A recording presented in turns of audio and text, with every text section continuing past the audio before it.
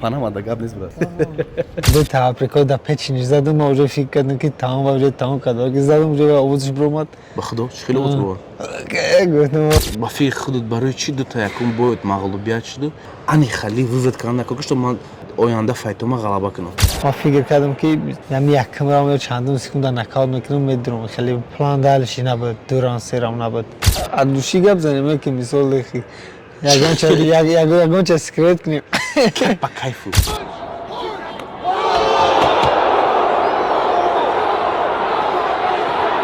До конца дерзко, колол пуст, то мурдана. Кто никого душа. Друзья, напоминаю, генеральным спонсором данного выпуска является команда Tojicon Smart. Tojicon Smart – это онлайн-бизнес в Wildberries для мужчин и женщин. Ребята из Tojicon Smart научат вас, как зарабатывать деньги в Wildberries. пагоҳ ба бозор меравам. зеро ӯ интиқоли маблағро аз Русия ба ҳамёни мобилии Wasalpay дар вақти дилхоҳ қабул мекунад. Маблағи худро ба осонӣ аз банкоматҳои Wasl дар Душанбе, Хуҷанд, Кулоб, Бохтар ва ғайра новобаста аз рӯзи ҳафта дастрас намо. Бо ҳамёни мобилии Wasalpay ба онлайн гузар. Муинҷон, 2 минуты, запишем интервью. Пойдем вон там посидим. Панамада гап нест брат.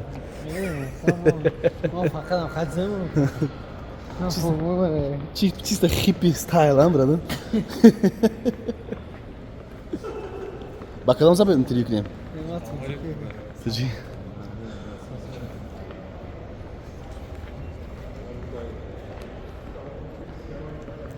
Марҳамат кунем, гузашти.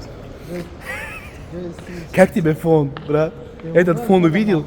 Ҳамин фона ман дидам, ман бояд да ҳамин фон бишнем. Конечно, брат. Ҳеч чиз намекунам, брат. Зирак кашиди, брат, ваёта. Ман ҳамин фона дидам, ко Муинҷон. Гуфтам, ман бояд да ҳамин фон шишта қатъи Муин интервью кунам. Муин, ассалому алейкум, як бори дигар ман табрик мекунем, ниҳоят файти хуб буд. Ту сабаб шидию, имрӯз мо дар ҳамин ҷоем ва ғалабаетро ҷашн кардистеси. ҳазор раҳмат камака. Муинҷон, чӣ ҳиссиёт дорӣ дар дили худ?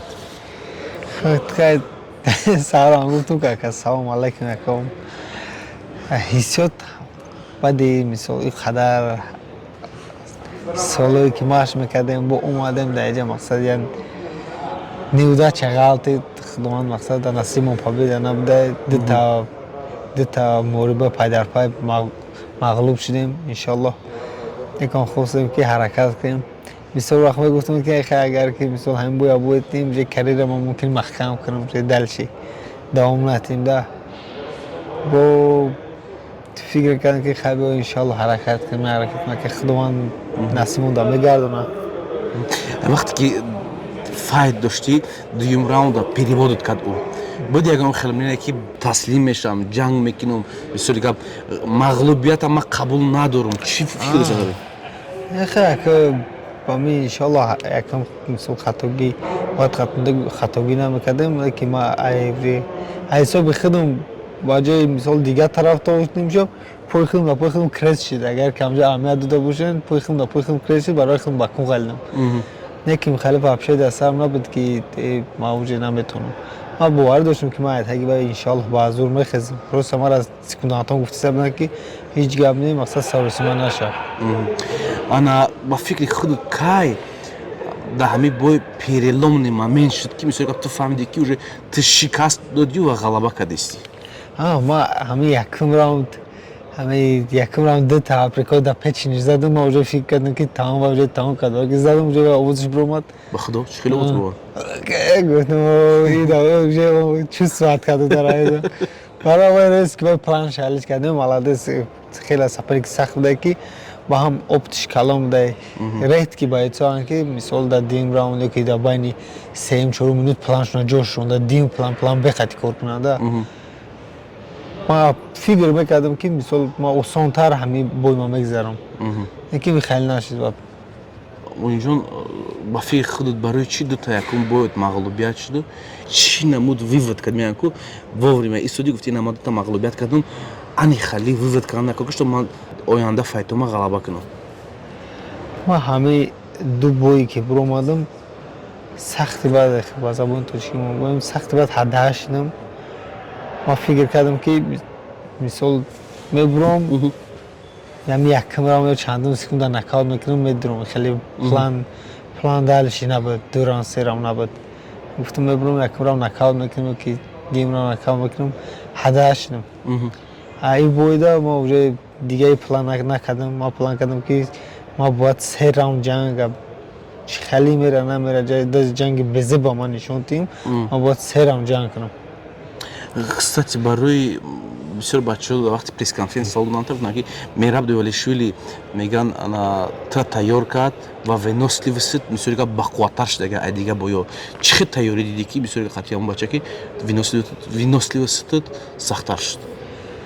مثال اکه وجود این معلم بود یکمش ما با قطعی معلم ماش میکردیم کدام معلم خواهی؟ همین جان بود ایزل سندیکت وجود مثال نه برادرمون اکبر سعید وای بود در لاس وگاس ما جا ما قسم ماش میکردیم او بچه‌ها می اومدن مثلا ما را یاردم میدادن همش کمانده همه وقت در هر چیز مثال تر میرا قطعی سپارینگ میکرد که کاردیو ما هوش و مثال داشت ما قطعی میرا 5 6 روزش میشید یه روز بود ما مثلا خکم میگم که گفتم یه روزی هفته ماش کردم پلان دارم که خیلی یک شنبه خواب میرم و روز شنبه میخوام ماش میکنم میرا با کی جای اومد و 2 روز ماش کردم نبود چیکار خیلی گفت بیا وقتیم قطعا من 5 سپارینگ کردم 5 گریپلینگ گرفتم مردم روز یک شنبه هون هفته ماش کردم روز شنبه میرم دیگه کار کردن نمیتونم ماشاءالله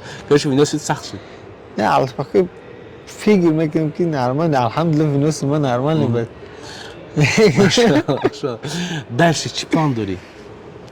دلچی خودزیرش یکه فقط دمی مقصد پلان یک خونه را کمتر مقصد دم گیریم قطعی فرزندو خیلی صبر کنیم نیستیم و انشالله ماهی سپتامبر با ابراد نا لاس وگاس ما از تئوری لاس وگاس ببینیم برای چی؟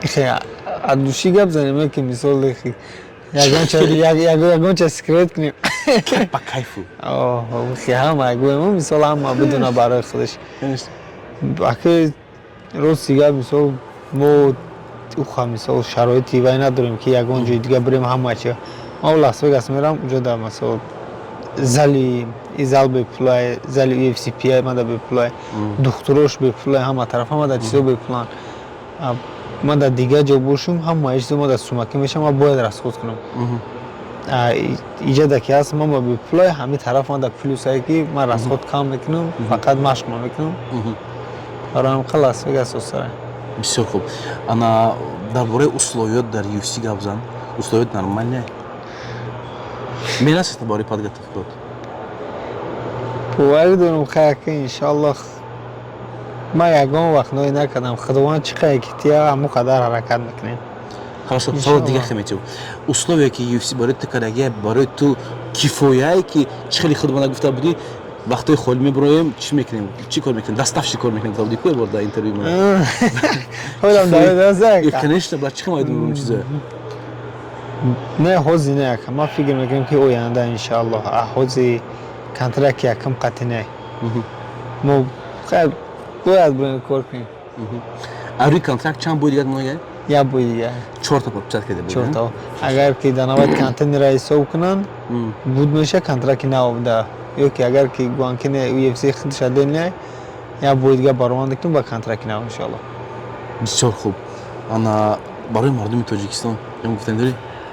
واقعا چی میگم سلام علیکم برای خلق تاجیک حضور آمد کلان همه شما بواری کرده ما بواری داریم که شما همه وقت بواری دارین در که همه سپارسمنتو فقط مدنه همه سپارسمنتو درکش دوم میکنه که فرزند تاجیک دست بلو شد پرچم دولت بلو برداره ما همه وقت حرکت من برای وطن برای برادرای انشالله حرکت بود دلش هستا یکم نومی فایتری که تو میخوای که بگی که آینده بوی خود میخواهم قطعی نمی فایتر بزنم انشالله که حوزی میگم که حوزی راجع بخالی گپی کلون نزنه مثال برای که ما در جای هستم که مثال گپی کلون دبی انشالله خداوند نصیب تقدیر ده اگر که توپ 15 توپ 10 برامون با او مامده نکیم خیلی چیز پاجلانی